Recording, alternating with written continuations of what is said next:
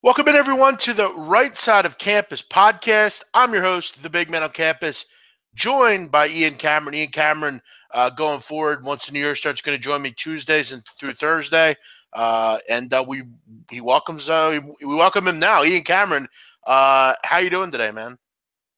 Doing fantastic, big man. Always fun to talk college basketball with you. With one of the what can I say? One of the biggest red hot handicappers going right now in college basketball. Big man's had a fantastic season, and now he's at a point where he can pace himself now for the rest of the season, just gradually build his profits that he's made to this point as we get into the conference season. But I'm looking forward to it. I mean, now this is the time of year when all those football eyes are going to be turned into college basketball as the 2-month buildup toward March Madness begins. I'm looking forward to joining you 3 days per week on this podcast, Tuesdays through Thursdays, starting January 2nd, 3 days a week. So I'm looking forward to that. I mean, this is when the season in college basketball heats up. So I'm definitely excited for what's to come. Yeah, looking forward to it. And I mean, a lot of eyes are going to start really honing in on college basketball. And it's nice to say we both have kind of gotten out in front of it. So I started off the day with a couple soccer winners here, which was nice. Leon gets the job done, my roundtable play of the day. And then Celtic in the Scottish League, win to nil. So that gets it done. So a nice start here. I'm 2-0 on the week here with my plays of the day. 57 and 32, up 21.7 units on the season. So what the show will be doing tonight, I'll go through my play of the day. Then we'll go through Ian Cameron has about 4 games that we're going to go over, him and I, that we picked out that he likes. And then we'll kind of answer some questions as well. And then we'll get up out of here. I mean, it's not a ridiculously big card today. But one thing you have to do, make sure you're aware, holidays are coming up, last couple games of the non-conference season. So make sure you're just aware. We do have some early games as well. 2 o'clock today, Bradley gets the job done over Southeast Missouri State. Bradley, a nice little program, done well this year, playing well. They get the job done, only laying 4.5. Game does stay under the total as well. St. Joe's currently leading 31-27 up in Mohegan Sun to the St. John Red Storm. 5:42 left in the first half. Let's get into the plays. Ian Cameron, I'm going to go with the play of the day here right out of the chute. Want to welcome in everyone, all the listeners out there. Appreciate you tuning in tonight. Hit the like button. Let us know you're out there. If you have Twitter, please retweet the show. It's a great way to get that out to people that don't maybe see it or don't know about it, and it allows us to grow. So I'm going to jump into it here, Ian Cameron. North Carolina hosting Wofford out of the SoCo, the Southern Conference. And you know what? If it's not broke, don't fix it. I went to a total last night. I'm going to go right back down Main Street and go with another total here. I'm going to look over 153 in this game between the Tar Heels and the Terriers. Ian Cameron, when you look at an over, you really need those perfect storms, those things that everything adds up and says this is going to be a high-scoring game. And you look at UNC at home. I mean, this team is rolling offensively at home. Every home game this year, they've scored 85 or more. They've scored 100 a couple different times. And tonight, I really don't think they're going to have much in the way of a problem here scoring points in this game. I look at them to get into the 90s here. You look at overall 49% from the field. They're doing a nice job from three-point land. And I hate to say this, and I hate to be rude, but I don't really see a significant situation where Wofford doesn't get absolutely abused on the boards tonight. You look at the Terriers, among the worst rebounding teams in the country, just pulling down 30 a game. You look at North Carolina, almost 45 rebounds a game. What's going to happen here is you're going to have a lot of fast break opportunities due to rebounds. You're going to have a lot of second chance opportunities from rebounds. Luke May should have a big game here. And, you look at Wofford, I mean, they haven't been really promising on the defensive end. On the road this year, giving up 76 a game and allowing opponents to shoot over 50%. So that's not a good omen here heading in to a game against UNC. And I'm sure people are saying, well, big man, Wofford's going to have to score too. I don't think they're going to have much of a problem either. Wofford's shooting the ball 49% on the season. They're among the best three-point shooting teams in the country. Again, that's in the country. 4th in the country in three-point percentage, 44.6%. They have the best 3-point shooter in the country, and Fletcher McGee, 57% from downtown. And one of North Carolina's major issues this year is the three-point shot. Opponents shooting over 38% against the Tar Heels. And look, they're going to get to the foul line. That McGee I talked about, Ian Cameron, hasn't missed a free throw this year. Pretty amazing. He's absolutely perfect from the free throw line. And, I also think at the end of this game, I have a feeling, you look at the line, it's at 25. You're going to have a blowout in this game most likely. And I think for Wofford, that's going to allow them to really score some points towards the end of this game. If you look at the game against Tulane, it was a very similar outcome. Tulane was able to really score some points late in that game. And I think Wofford's going to have a similar situation. Look, if I get Wofford to score 65 in this game, I'm confident this game will go over. I'm shooting for 70, and I think they're going to be able to get it late in this game and from that three-point shooting that they're so famous for and from the free throw line. I look at this one at like a 95-68 type of game, something like that. You look at in the second half against UNC, Tulane was able to score 44 points in. The starters will come out. End of the non-conference. You had a game against Ohio State over the weekend. Christmas coming up. I look for the points to add up in this one. I'm going to go over a pretty paltry total, only 153, not ridiculously high. Give me over 153, my play of the day. Ian Cameron, any thoughts on that play? Yeah, I stayed out of that game entirely. I know from the totals perspective, I really didn't look at it much. From a side perspective, I'm certainly concerned from a North Carolina perspective in this game. You're off the huge comeback win against Tennessee. That was a big-time nationally televised game on ESPN on Sunday. Great comeback win because let's be honest, Tennessee was leading for what, a half and more than half the second half before North Carolina made their late run. You just worry there's a little bit of complacency here coming off that kind of win. You've got the ACC season on deck, and actually they've got Ohio State this weekend on a neutral court on deck. So it's one of those situations where you're going to get North Carolina fully focused in this basketball game. So from a side perspective, it's tough, but I don't know if I trust Wofford to step up in class. And a big reason why I don't trust them is you spoke about it, and it's probably why, big man, you're on the over in this game. Wofford's defensive numbers, they're not just bad. They're dreadful. I mean, they're giving up 50.6% shooting from the field. That's not going to cut it. 44.7% from three-point range. That's not very good either. And, facing North Carolina, who's got plenty of offensive weapons and plenty of offensive options in their starting five with Joel Berry and Kenny Williams and Luke May. Theo Pinson can even get hot. It's even more of a dangerous basketball team. So from that standpoint, big man, I got concerns with Wofford matching up defensively here in this game. So for that reason alone, the over makes sense. Again, side perspective, I'm reluctant to lay massive points with North Carolina in this spot. They're off a huge win. They've got another power conference foe on deck in Ohio State this weekend. They're ready to go for 40 minutes. And it's important to note, and Big Man spoke about this in his handicap of this game over, you're going to bet these games that are big point spreads. You expect a blowout. You expect a sizable lead for the favorite. You want to know in the second half tendencies of this team. Do they give up points? Do they sort of take their foot off the gas? Does their defense sort of soften up a little bit with a big lead? That can help you betting an over in this kind of situation if that's the case. And Jeff kind of spoke to it here in this game. So he's on the over. I definitely wouldn't talk him out of that from a side perspective. I was trying to make a case for Wofford, to be honest. I hate this spot for UNC, but I'm not sure I trust this team. They have not stepped up in class well. South Carolina scored the ball at will against them. California hung a ton of points. Cal did that against this Wofford team. That's a big-time concern here if I'm going to back Wofford.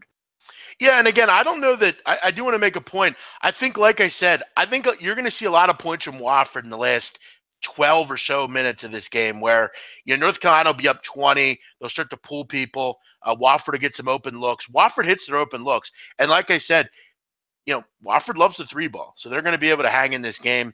Yeah, listen, Kerry, I'll get to Hofstra. You've asked me a couple times. We'll definitely get to that. We'll get to Providence. We'll get to all the games here. We're trying to stick to a little bit of more of a structured show, so we're not all over the place. Wofford, UNC over 153, my play of the day. Let's get into Ian's games here. And Ian sent me these games, so we know about them ahead of time here. I want to hear what he has to say here. We're going to start out here with an interesting game. Northeastern heading on the road to take on Bonnie up in Olean, St. Bonaventure. Bonaventure 8.5 or 9, total 139, 139.5, or 140. What do you like in this game? Ian Cameron, Matt Mobley, Jalen Adams, great guards. Can Northeastern slow them down? What do you like here? Yeah, I mean, I'm hoping that my Bonnie lies over my bankroll tonight in this particular basketball game. I'm hoping St. Bonaventure gets it done. I'm going to lay 8.5 is actually the number I got with St. Bonaventure in this game. It was there at bookmaker Chris. It's 9 for the most part, but again, that's why you want to shop around, get the best of the number you can.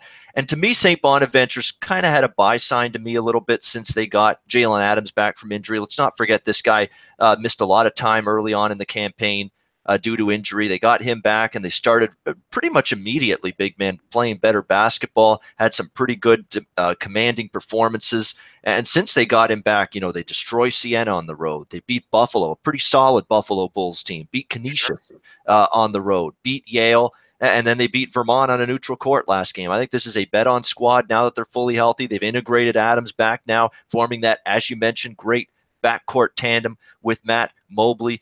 And Northeastern, to me, I'm not in love with this spot. This is a second road game for Northeastern in a 3-day span. That's tough.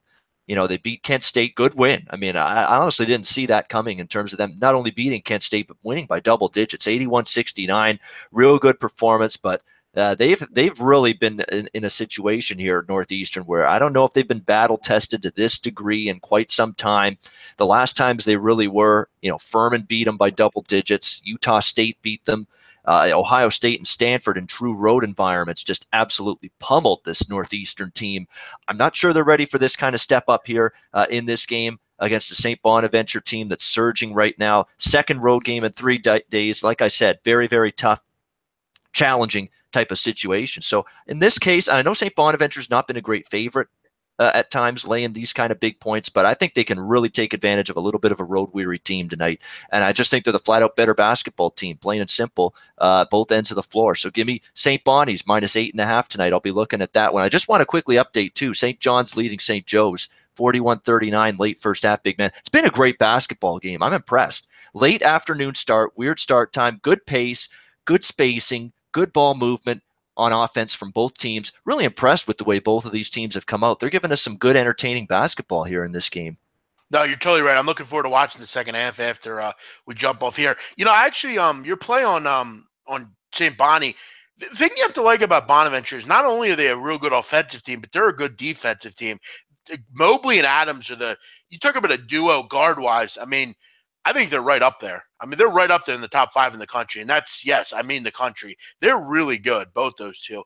And, Northeastern, a slow team, you got to imagine they're tough to guard as it is. Now you got to go on the road. The only concern I have with Bonnie is they do have kind of a big game over the weekend. This is a lot of points, and they're not particularly good against the spread at home. But I'm not a big Northeastern guy. I never really have been. I like your play there. On the Bonnies. Bonnies have a resume. Yeah, they do. What's up, being a big man? You guys are great cappers. Thanks, Russell. Appreciate it. No question, but I don't love this. Oh, that's Ian Cameron. He answered some questions here. DK, what's up? Eric Nesbitt, Rod Kerry, Anthony Greer, Chris Carter. Chris Carter's in here straight from ESPN or wherever he is now. Thanks for joining us, Chris. You were a favorite of mine when you were with the Eagles. Wagner's played one power school and lost by 44. Seton Hall can cover at home. I'll get into that one a little bit later. Ian Cameron, let's keep it moving here. Your first play, you like Bonnie. James Madison in Florida. Interesting game here. Florida's not played particularly well lately, but they are hosting a team in James Madison that is definitely not up to par with who they are. Madison has really struggled at times this year. They're laying 21, totals 150.5. Sharp move just came in on the under. I'm seeing some shops showing up at 147.5. So someone just took a big bite out of this under here. What do you like here, Ian Cameron? Florida, James Madison. Yeah, I mean, when I'm looking at this game, I'm fully aware, in spite of Florida's struggles, that game could be right around the corner where they put it all together. They give me an A game. They play fantastic at both ends of the court, a complete 40-minute effort. Maybe a game like that's on the horizon from Florida. Maybe it's tonight. Who knows? But until I see that, I have got no problem going against Florida in this kind of price range, and that's exactly what I'm going to do tonight with James Madison plus the 21. May have to hold our nose a little bit with this one. This is not a good James Madison team by any stretch of the imagination here, not whatsoever, but Florida's got problems right now. This is as bad a team defensively as I've seen from Florida in quite some time. They're not defending with that same fervor that they have in the past. We've seen this offensive basketball team really slow down as well. They've not shot the ball very well. That's been a concern. I mean, Jalen Hudson's been great for this team, but there's not been a great amount of consistent, reliable scoring support and options around him. That's a concern for sure. Chris Chioza, I know the senior has gotten it going a little bit lately, but it's still a limited offensive team. The bench hasn't really produced a ton for the Gators as well. Mike White's been frustrated, head coach of this team, talking about how they haven't put it all together out defensively. They turn it on and off like a tap, like a faucet. That's a concern for me in this kind of price range. Maybe tonight they do, but until I see it, I got no problem going against a Florida team in this price range that hasn't just been bad. They haven't just been bad in this kind of favorites role. They've been absolutely dreadful. Florida laying these kind of points. Go down the list. Look at what we've seen. New Hampshire, 25.5-point home chalk, win by 7, barely escape. Florida State, 9-point home chalk in that game, lose outright. 16. Come on, Ian Cameron. Ian Cameron, I gotta step in here. Come on. Let's remember what they did at the beginning of the season. They were hammering North Florida, Gardner-Webb, Stanford. The team similar to James Madison. And listen, Ian, I'm not going to disagree, though, right now. It's amazing what has happened to Florida since that Duke collapse. Ever since then, they have just seemingly been a different basketball team. It's amazing. Yep. I have to bring that up, and you're right. I just am concerned, is this the point? They've been off for 4 days now. Lick their wounds a little bit. You got a team coming up, an incarnate word. You don't have to look ahead or anything. It's weird because I got a feeling at some point they're going to turn it up. And you look at the losses that they've had. That was a crusher against Clemson. Mentally, are they there? Are they there that they can flip it like that? That was a brutal way to lose against Clemson the last game. That's tough. That's tough to get over that. That's the big thing. It's like I just think at some point they're going to come back to being the team that they were at some point. But they need John Egbunu back. He's a guy that anchors them down low. He's a lot like Rawley Alkins for Arizona. Good defender, good shot blocker, good rim protector. This is a fascinating game. It really is. And I don't blame you for going against Florida. They're just dreadful right now.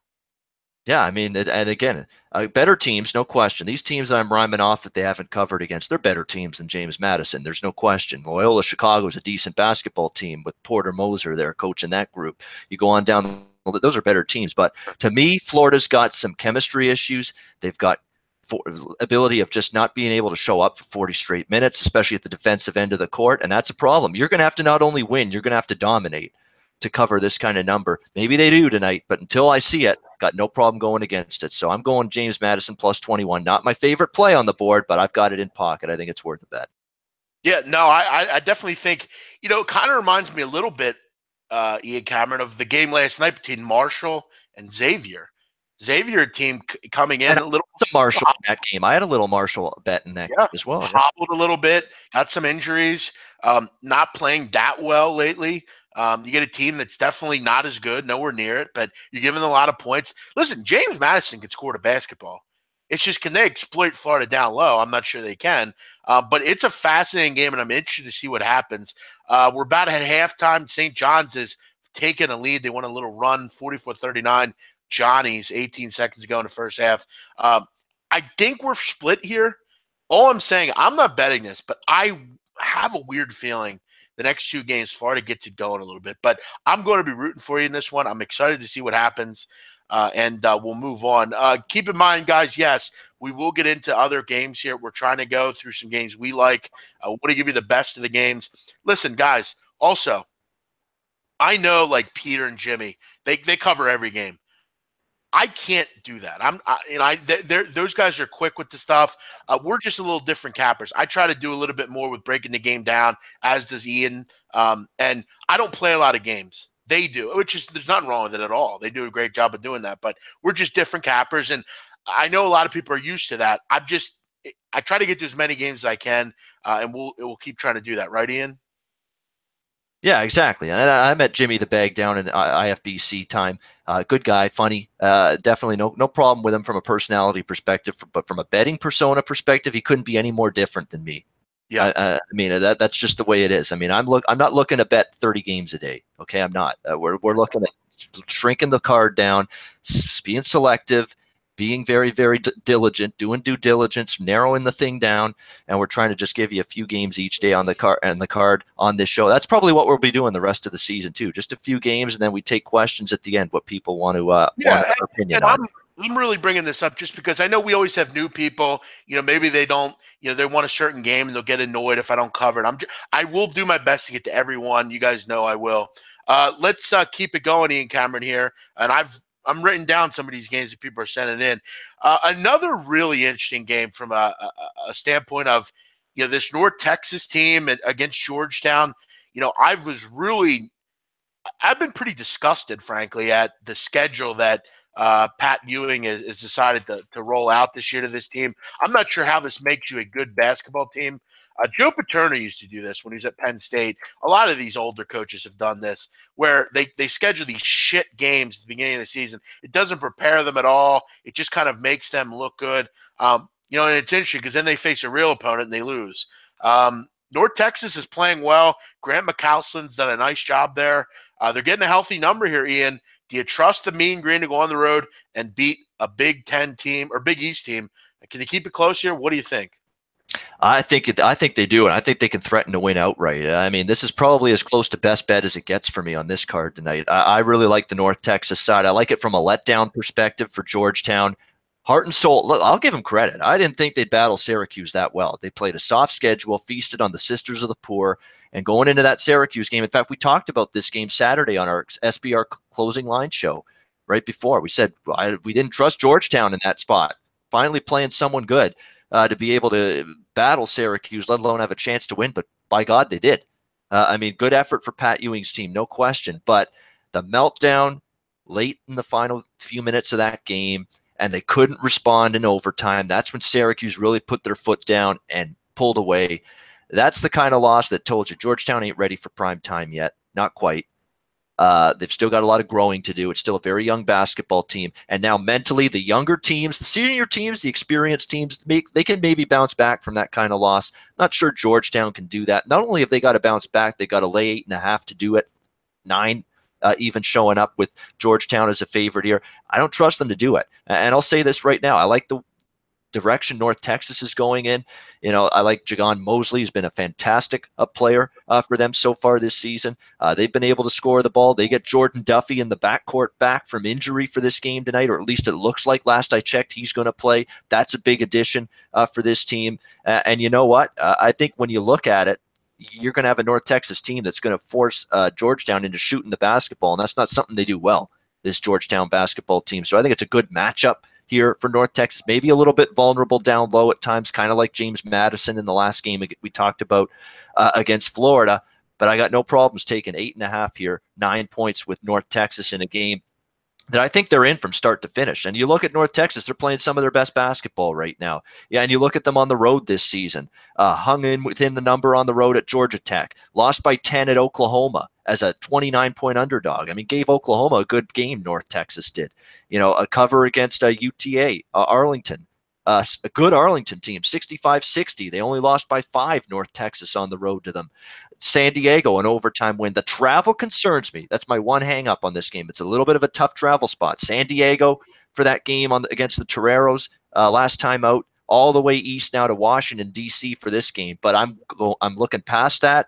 I think North Texas is ready. I don't trust Georgetown off the tough loss to Cuse, and I think North Texas is going to challenge to win this game. I really do. So give me the Mean Green. They're going to show how mean they are tonight, plus 8.5, plus 9. How about that?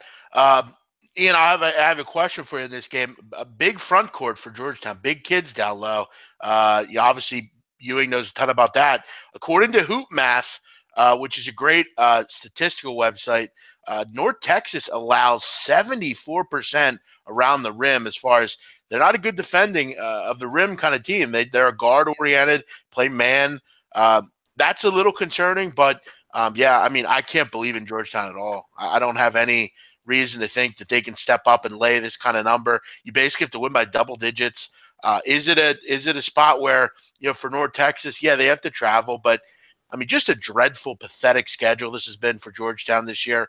And this is not going to prepare them for games in the future. And that's why, to me, they're the worst team in this. And quickly, one last thing on this game. We talk about Georgetown. We still don't know how good they are. They may not be very good. That might be exposed when Big East play starts. But last 2 true road games against teams that I think are better than Georgetown. I know are better than Georgetown. Oklahoma lost by 10. No shame in that. Lost by 5 to this Arlington team. And this Arlington team's a good basketball team. No shame in that whatsoever from North Texas. So this team's been competitive, and I think they're competitive again tonight. Ian Cameron, another play here, like North Texas. What did you get? Plus 8.5, Ian Cameron? I actually got 9.5 early in the morning, but I got to give out what's there now, and it's 8.5, 9. And I still like it at that number. Yeah, I mean, keep in mind that you can get where's this game at? You can get a 9 at Heritage, which is a book available to people. What else do we have? Do you have any other 9s? You have a 9 at some other smaller books as well, but 8.5 the prevailing number out there. But I get the feeling, like Ian said, this is a little bit closer game than that. Ian, one other game, Central Arkansas. How about that? The Bears headed on the road to take on the Ducks. Oregon, who you talk about an interesting team. Oregon has had some real personnel issues at times. Lost a lot of players last year, obviously Dylan Brooks and Jordan Bell and all those guys, but they've had some trouble with certain teams. I mean, trouble against Fresno. Needed a big end of the game there to get the job done there. Texas Southern took them to the brink. Portland State scored 84 and took them deep into the game. DePaul was a tough beat for them.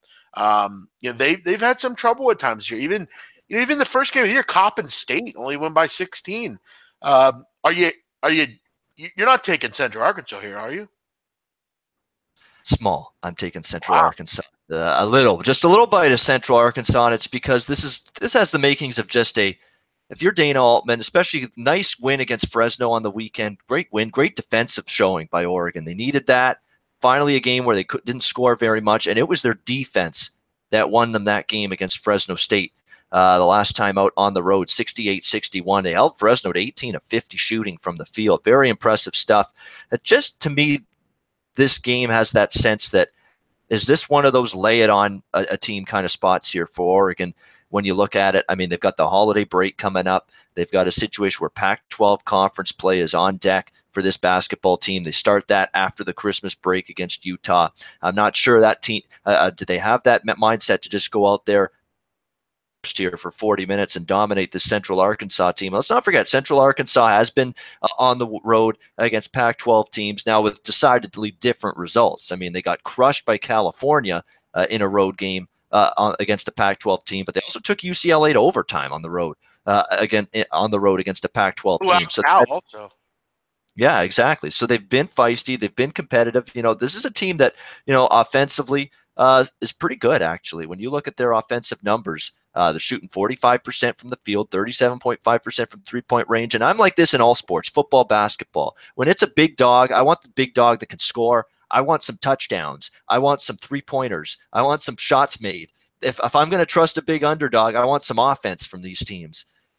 Whether it's basketball, football, you name it. I think we can get enough offense here from Central Arkansas to just hang in there enough to slide within this number. Again, not the favorite play on the board for me, but where's the incentive here with Pac-12 play starting right after this game for Oregon to just go out there and dominate, especially after a nice, satisfying come-from-behind win to beat Fresno on the weekend? We'll see if that urgency is there, but if it's not, I think Central Arkansas slips inside the number. You know what, Ian Cameron? I want to admit something here. Central Arkansas was actually a play I really considered as my play of the day. The only thing that kept me off it was the thought in my head that, at some point Oregon's going to turn it up. But, I've actually adopted something that I've let the listeners know about time and time again, and it's been a friend to me this year with these underdogs. I've had a lot of dogs this year. I've been playing a lot of dogs. I like that way of capping. And, this is 21 points. This is a lot of points. You look at the three things to a dog covering these kind of numbers. A, do they have a player that can take a game over? Yeah, Central Arkansas does. Jordan Howard's great. 24 points a game, 83% from the line, 40% from three. He's a kid that can get you a bucket when you need one, and is going to keep a team in a game. Can they make free throws? 70%. Not great, good. Better on the road, and Oregon will put you on the line. 22 personal fouls a game for Oregon. That's a lot. You can stay in games by making free throws. And B and C, can they make their 3-point shots? 37%, 38 on the road. So again, there's a lot to like here about Central Arkansas, frankly. The concern is that defense. And you know, is Oregon going to get right at some point? But they can rebound decently. I think they have a decent shot to stay live in this game, and they've shown before they can do that. And Chris Carter's saying everyone's taking UCLA deep. Well, so is everyone taking Oregon deep. I mean, Oregon's not playing well. They haven't played well all year. I mean, Little Rock is not good. Texas Southern and Portland State, right to the wire. Texas Southern, that's what I mean. Sorry, not Little Rock. Texas Southern is not that good. They haven't won a game this year, and you struggled against that team. Portland State plays no defense. You struggled there. They've had some good games. They've looked impressive, but then they've had some games that are just kind of blah. And the problem is, a lot of teams are getting to the line. 22 fouls a game is a lot. I mean, the worst is like 25, so like right up there. So yeah, this was close to me. I like your play here. It's not the best play on the board, but I definitely think it's worth throwing something down on. Let's move on and answer some questions here. And if you have a question, feel free to get it in right now. I grabbed 22 against Northwestern State. Utah now it's up to 25.5. Yeah, Northwestern State, the Demons that they're called, they're a team out of Central Arkansas. They're out of the Southland Conference, a conference that has pulled off some upsets. I mean, look at Stephen F. Austin over the years. They almost pulled an upset last night against the Missouri Tigers. This is an okay conference, and they're a team that will take big boys to the brink. Problem with Northwestern State, Jalen West has been injured. He's their best player. He's been injured. And without Jalen West, they don't have much of a shot. He's their best scorer, and he's only scoring about 13 points a game. So it goes to show kind of the kind of team they are. I mean, they're getting blown out. Their wins are against teams like Lyon College, Louisiana. This team's off a loss, Ian Cameron, to LSU Shreveport. They also lost this year to LeTourneau University, wherever that is. I think Utah rolls this team tonight. This could be one of the most crooked blowouts on the card. Kostoviak, that elevation, this is not a spot I would look to be anywhere near Northwestern State. I definitely I'm interested there, actually. Hofstra was asked about, Ian Cameron. That was another game that I considered as my play of the day. The problem I have is I think it's too many points. And the problem that I have with Hofstra is they're schematically going to be really good in this game. I'm just not really – you look at their schedule, they don't blow anyone out. I mean, Manhattan turns the ball over a ton. The way Hofstra plays, they're going to get Manhattan to turn the ball over, but it's kind of a New York matchup. It's not really it's not a huge advantage here for Hofstra. They're not going to get a great crowd, but they should be able to just totally outscore Manhattan. Problem with Hofstra is they don't play a ton of defense either.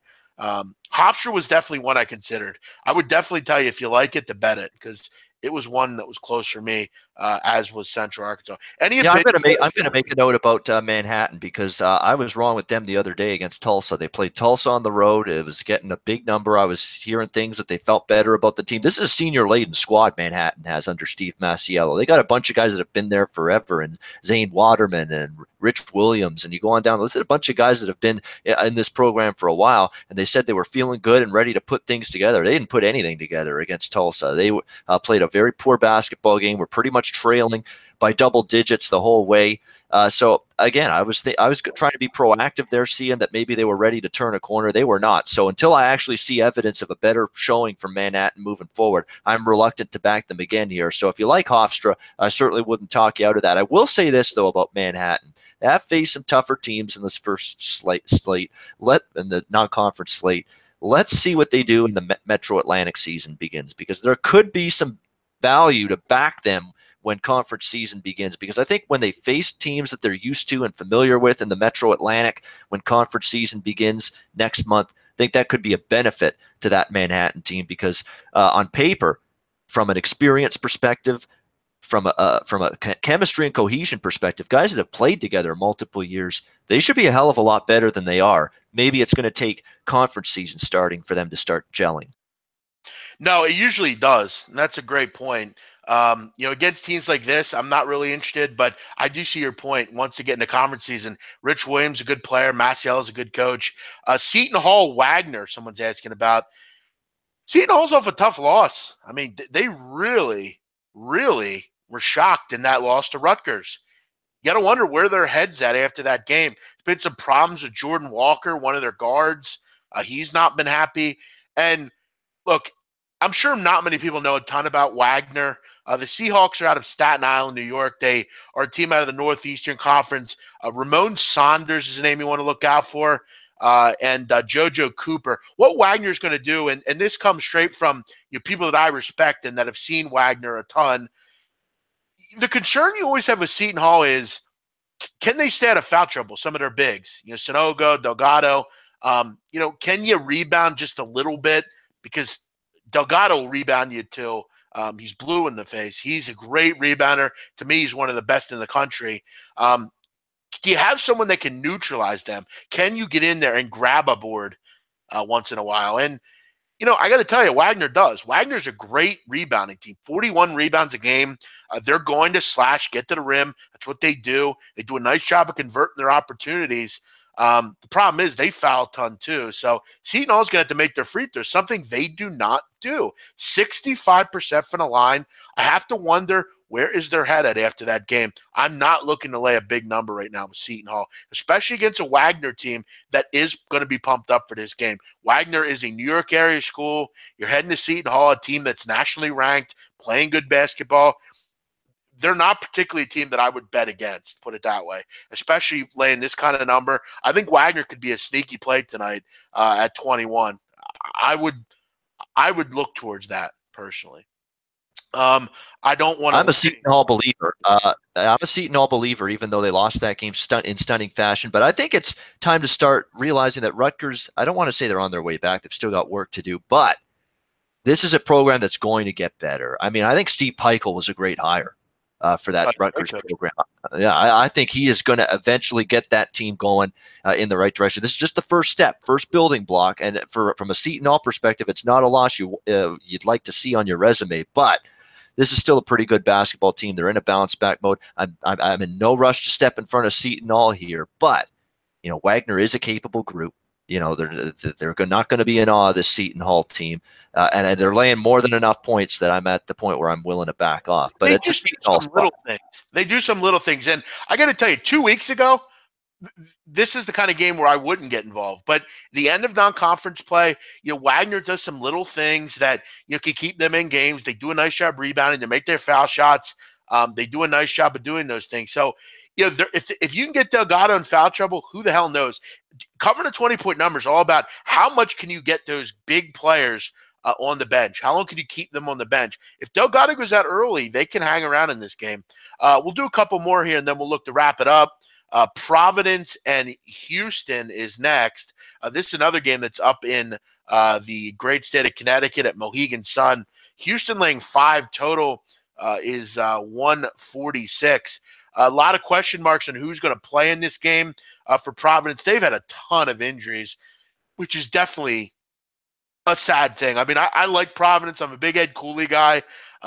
Emmett Holt hasn't played all year, which has hurt them down low. They've had not a lot of luck down there. And what I've heard, according to a couple sources here, Diallo and Kyron Cartwright are going to play in this game, which is definitely big. And look, I like Houston. I think they're a good basketball team. I wonder how many options they have offensively other than Rob Gray. He's a guy that can definitely fill it up, but do they have enough other scoring options? And do I trust them to lay points on the road? We have to remember this is going to be a live, boisterous Providence pro crowd here up at Mohegan Sun. It's a long travel for Houston, and it's a game that it's kind of a wonky number, 5. I mean, you're going to have to hit your foul shots at the end of the game, win this one, kind of going away. Providence is an effective shooting team.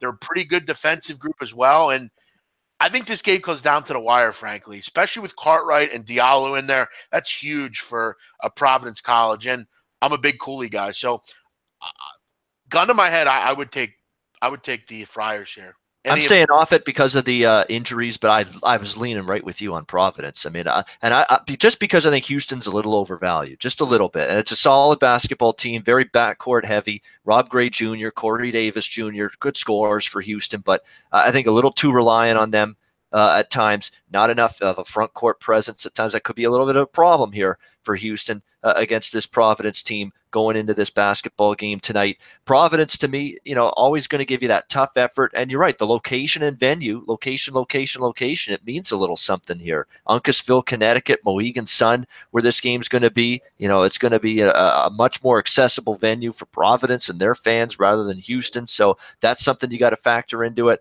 But the injuries are enough of a concern that I stayed off the game. But I'd lean Providence. If I bet it, I'd look to the dog. Another game people are rousing to talk about, Towson State at Oakland. Oakland, a 4.5-point favorite here. To me, this is all about some of the little things. Defense. Pat Scarry's team's a great defensive team. Always have been, always are. Great road team as well. 6-1 straight up on the road. 5-1-1 against the number. Really just been a lockdown defensive team. And you got to wonder, who's going to win the clash in styles here? It's a clash in styles that I'm not looking to flip a coin on. I don't think there's any value in this game. Gun to my head, I'd take Towson just because I want to go with the team that's better defensively. And don't let Towson fool you. They're a pretty decent offensive team. 76 points a game. And like I said, they're well coached. Oakland has just been too – I'm not saying Oakland won't be a great team long term. I've mentioned I really like Oakland. But they need to get out of non-conference play because they've had a lot of – they've been like the Sixers. They rest people constantly. It's been very odd. Constantly Kendrick Nunn is sitting, and they don't give seemingly a great effort a lot of the time.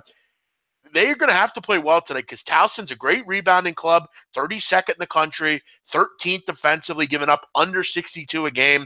And they haven't lost since the first game of the year, a 3-point loss at Old Dominion. They've beaten some good teams, LaSalle, Florida Atlantic, Manhattan, UMBC out of the Patriot League. This is a pretty decent team. Towson might be a side here with some value heading on the road, but the Oakland's a tough place to go play. Any opinion, Ian, on this game? I was actually leaning to the Oakland side. I'm always interested in Oakland on that home court, but you're right. There's a lot of discussion and back and forth about what's going to happen with Kendrick Nunn going into this game. That's a concern for me. I'd want to know for sure if I'm going to absolutely get to the betting window and back Greg Campy's Oakland Golden Grizzlies team, because that's obviously a huge component of that basketball team. He's massive importance and critical to the success of that team. So, but I was trying to make a case for Oakland, but I stayed off it. And you're right, Oakland laying points sometimes is a tricky proposition. You just don't know when they're going to be on at the defensive end of the basketball court, when they're going to be off. And when they're going to be off, their chances of covering this kind of number, they go down drastically. A lot of people in the chat, big man, asking K-State, Washington State. That's an interesting late night game. I can't make heads or tails of it from a side perspective. In no way, shape, or form am I comfortable laying 8.5 points with Bruce Weber's K-State team, or Bruce Weber in general, to be honest with you. I mean, it's just not something I'm looking to do. But I've got concerns about how good Washington State is. I mean, to me, it's not a great basketball team that Ernie Kent has at his disposal. They look at their last 4 games. They're not playing good basketball right now. They lose by 14 to UC Davis. They get crushed by Idaho, get another road loss against UTEP. Not very good stuff from this team. They are on their home court here. The one thing that does kind of interest me, though, from a betting perspective in this game is the over, 145, because Ernie Kent says, I'm sick of our team playing slow. We've got to try to get going a little bit, get some rhythm in there, get some better ball movement, get some more guys, some bit more touches, particularly down low, try to speed things up a little bit. So when you see quotes like that from the coach, those are sometimes things that change in the middle of the season like this. You can take advantage of from the totals perspective, because sometimes the odds makers aren't factoring in change right away. they're not maybe keeping right on top of what's Ernie Kent's saying in this case about trying to not play as slow as they have in the past. You can take advantage of that because it's full season stats that are built into these totals. So I think there could be a little value over the total. I'll probably have a bet on that of some kind, a little small one, 145, just based on that. Washington State is looking to change their spots a little bit offensively and maybe play with a little more tempo. Oakland at home versus someone not named Kansas, Michigan State, or Michigan? Come on, man. That offense is humming. Better coach also. First of all, they don't have a better coach. Scary is a very good coach. And second of all, what was the excuse for giving up 87 to Texas Southern, 95 to Eastern Michigan, gave up 86 to Oral Roberts? Listen, I'm not going to argue and tell you that I don't think Oakland's a nice team. But their offense is not humming. They shoot 43% for the field. They're playing bad defenses a lot of the time, other than those step-up games. And they're, like always, they're getting to the line and making their foul shots. Towson State, it's not going to be easy. Towson State could be the best defense they played all year, other than some of the big boys. You look at when they play a quality defense, Syracuse absolutely shut them down. Kansas shut them down. Michigan State shut them down for the most part. This is a good defense, and Pat's group does the little things here. I don't like Oakland from a defensive perspective. Their offense is all bark, no bite a lot of the time, and I don't like a team that only shoots 43%. Just not interested. I'm not telling you won't cover. I wish you luck if you take it, but I'm not looking to do it. Towson's a real solid basketball team. They're going to make some noise in the Colonial this year. And I want the better defensive team. I know Towson can score. They're going to score in this game. But when the water hits the boat at the end of the game, they're going to have to get stops, Oakland, and I don't think they can. It's an interesting clash, though, surely. You got a slow down, play defense kind of group, and then you got an up-tempo, we're going to score type of team. So let's look to wrap it up. I saw some questions on Duke Evansville, laying the big number. Duke off a sizable rest here. Evansville coming into Duke. You got to feel bad for the Purple Aces. Ryan Taylor's out for Evansville, who you look at everything they do, it's through Ryan Taylor. They've also had some injuries to some other players as well. All of a sudden, I don't feel good about them here. I just don't. I get a feeling Duke gets right, especially off of a loss to Boston College. Other than that, guys, we're going to wrap it up here. My play of the day is the over in Wofford UNC. I'm on over 153. Do like some of Ian's plays as well. Ian, why don't you give those out, what you're looking for tonight? Yeah, just one last listener question or viewer question here. Furman and Tennessee. Furman against Tennessee. Obviously, bounce back spot for Tennessee, losing the game to North Carolina. And I know Furman, the Paladins last year, point spread darling, an ATS/ATM machine last year was Furman. This doesn't look to be quite as good of a Furman team this year. And you look at their step up in class games on the road. Boy, it's been some ugly results for Furman in some of these games. Look at the loss to Duke by 29, the loss to Butler by 17 on the road in true road games. That's a concern for me against what could be a little bit of a cheesed off Tennessee team after losing in the fashion they did against North Carolina. So I could only look to the Vols in that basketball game tonight. To recap my plays, big man, yeah, we'll go through them quickly. I'm on Bonnie's -8.5. I'm on, let's see, James Madison +21. We're on Central Arkansas +21 as well tonight. And the game that I consider my favorite of the bunch, North Texas +8.5 against Georgetown. Although shop around, you can get 9s out there currently with that one as well. Very good, Ian Cameron. Always good stuff from you. We'll look to see you after the holiday. Have a great holiday up in Canada. We look forward to talking to you after. Everyone else, have a great night. I'll be back tomorrow, Thursday, where we look at a Thursday card. Let's take a look at a lot of games tomorrow, so we'll get into those as well. Let's look to keep it going here. Let's go to 3-0 on the night, right on the week, 3-0. Over 153, Wofford UNC. You can listen back anytime. If you do, well, I thank you for doing that. All the great listeners here, all the great people that throw out their information, we do appreciate it. Catch me tomorrow, 10 o'clock a.m. On SBR, the right side of campus. And good luck to anyone betting the bowl games tonight as well. Thanks for listening, and we'll see you next time. Bye-bye. Good luck, everyone. See you.